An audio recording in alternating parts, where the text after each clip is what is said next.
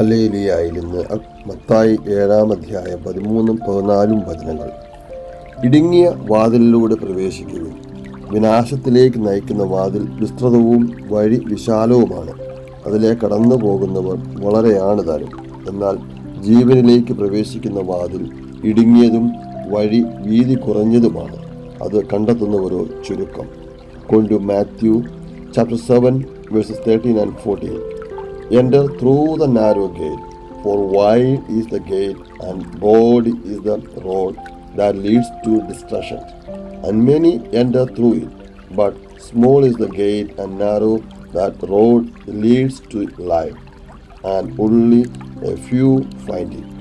ഈശോയിൽ സ്നേഹം നിറഞ്ഞവരെയും, ഈ ഒരു വചനം ഇച്ചിരി വലിയ വചനമാണെങ്കിലും ഈ നോയമ്പ് നമ്മൾ തുടങ്ങുന്ന ഈ ദിവസം മുതൽ നോയമ്പ് കാലത്തിൻ്റെ ഈ കാലഘട്ടത്തിലേക്ക്, ഈ ദിവസങ്ങളിലേക്ക് നമ്മൾ കടക്കാൻ തുടങ്ങുമ്പോൾ ഈശോ നമുക്ക് തരുന്ന മനോഹരമായ, അല്ലെങ്കിൽ അല്പം ചിന്തിക്കേണ്ട, നമ്മുടെ ജീവിതത്തിൽ പ്രാവർത്തികമാക്കേണ്ട ഒരു വചനമായി ഇതിനെ സ്വീകരിക്കുവാനായിട്ട് ശ്രമിക്കുകയാണെങ്കിൽ നമുക്കത് ദൈവം വളരെ ഈ നോയമ്പ് മനോഹരമാക്കുവാൻ സാധിക്കുമെന്ന് നമുക്ക് വിശ്വസിക്കാം.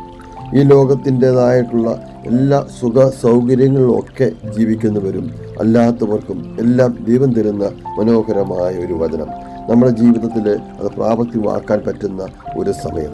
കഴിഞ്ഞ കുറേ മാസങ്ങളായി, കഴിഞ്ഞ പെസഹായ്ക്ക് ശേഷം, കഴിഞ്ഞ നോയമ്പിന് ശേഷം നമ്മൾ കടന്നു വന്നിട്ടുള്ള എല്ലാ ദിവസങ്ങളെയും ഹൃദയത്തിലേക്ക്, മനസ്സിലേക്ക് ഒക്കെ ഒന്ന് കൊണ്ടുവന്നിട്ട്, കർത്താവേ, ഈ ഒരു നോയമ്പ് കാലം എൻ്റെ കഴിഞ്ഞകാല ജീവിതത്തിൻ്റെ പാപത്തിൻ്റെ പരിഹാരമായി ബലിയർപ്പിക്കുവാൻ ഈശോ ഇന്ന് നമ്മൾ പറഞ്ഞു തരികയാണ്.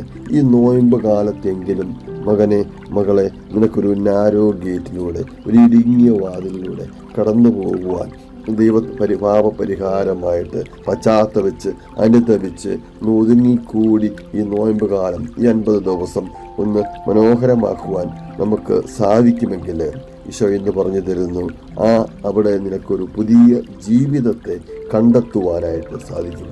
ഈശോ സ്നേഹം നിറഞ്ഞവരെ, ഈ ഒരു വചനത്തെ ഹൃദയത്തോട് ചേർത്ത് വെക്കാം.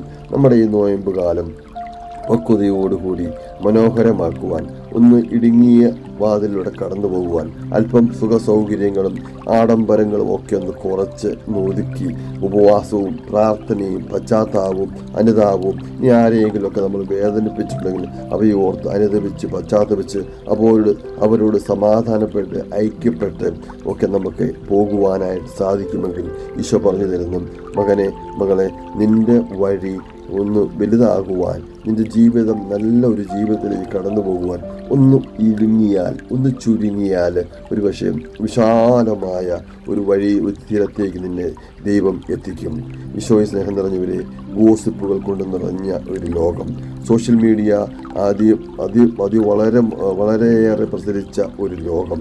അവിടെ ആരെ പറ്റിയാണോ പറയുന്നത്, ആരെയാണോ നമ്മൾ നമ്മുടെ നാവുകൾ കൊണ്ട്, ഗോസിപ്പുകൾ കൊണ്ട് കൊല്ലുവാനായിട്ട്, അവരെ കുറ്റം ചുമത്തുവാനായിട്ടൊക്കെ ശ്രമിക്കുന്നത്, ഇവയെല്ലാം എന്തിനെയാണ് ഉദ്ദേശിക്കുന്നത്, ഏത് മേഖലയാണ് നമ്മൾ ഉദ്ദേശിക്കുന്നത്, ആരെ താറടിച്ച് കാണിക്കാനാണ് നമ്മൾ ഉദ്ദേശിക്കുന്നത്, എല്ലാം ഒന്ന് ഹൃദയത്തിലേക്കൊന്ന് കൊണ്ടുവന്നിട്ട്, അതാവേ, എൻ്റെ നാവ് ഞാൻ ഒരാളെ കൊല്ലുവാനായിട്ട്, അതായത് ഞാൻ ആഗ്രഹിച്ച്, അതായത് ഞാൻ നിർബന്ധിച്ച് ഒരു മനുഷ്യനെ ദുരിതത്തിലാഴ്ത്തുവാനായിട്ട്, അവഹേളിക്കുവാനായിട്ട്, ഗോസിപ്പ് നിറഞ്ഞ ഒരു വിൽഫുൾ മർഡർ ചെയ്യുവാനായിട്ട് ഞാൻ ശ്രമിച്ചിട്ടുണ്ടെങ്കിൽ അവയൊക്കെ ഒന്ന് ഓർത്ത് അനുദപിക്കുവാനും പശ്ചാത്തപിക്കുവാനും പറ്റിയ ഒരു കാലഘട്ടം.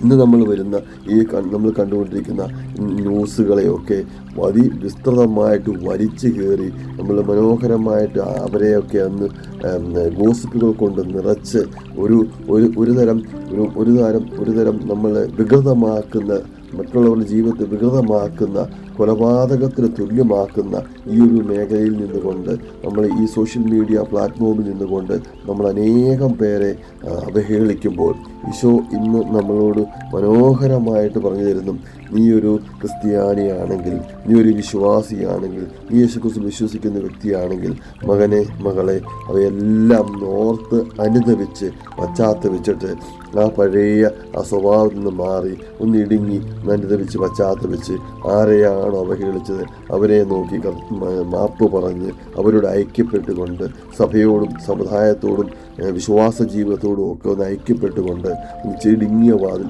ഒതുങ്ങി ഒതുങ്ങി ഒരു ചെറിയ പ്ലാറ്റ്ഫോമിലൂടെ ഒന്ന് കടന്നു പോകുവാൻ ശ്രമിക്കുമ്പോൾ നിനക്ക് ദൈവം പറഞ്ഞു തരുന്നു വിശാലമായ ഒരു വഴി, വിശാലമായ ഒരു വേദി, വിശാലമായ ഒരു ജീവിതം ഇതാ കർത്താവ് ഒരുക്കി വെച്ചിരിക്കുന്നു.